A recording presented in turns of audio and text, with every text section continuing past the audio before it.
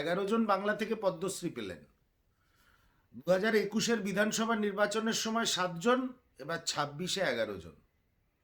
2021-এ আমরা অনেক দেখেছি যোগদান মেলা হচ্ছে, সরকার বদলে গেল, বিজেপি চলে এলো বাংলায়, অনেক ধরনের ন্যারেটিভ আমরা দেখেছি এবং দলে দলে লোক দিদির থেকে দাদার দলে জয়েন করেছিলেন।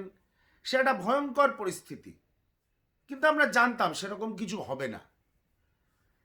আবার 2026 আসছে, প্রকট বায়নারি, তৃণমূল ভার্সেস বিজেপি। দরকার পড়লে আগুন লাগিয়ে দাও, মানুষকে জলে ডুবিয়ে দাও, পদ্মশ্রী দিয়ে দাও।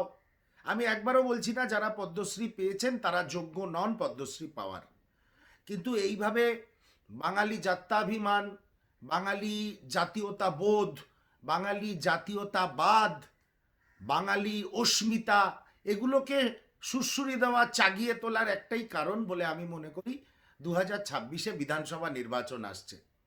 আমি নিশ্চিন্ত থাকতে বলি ভারতীয় জনতা পার্টিকে, আপনারা 11 কেন 31টা পদ্মশ্রী দিলেও বাংলার মাটি আপনাদের জন্য নয়।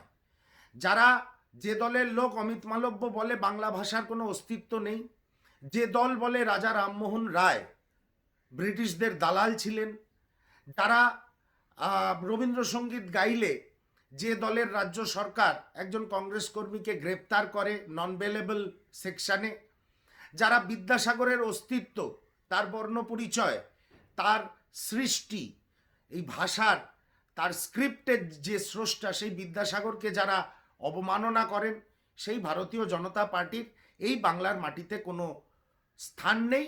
আপনারা 11টা নয় 31টা দিন, 131টা দিন, কোনো আপত্তি নেই।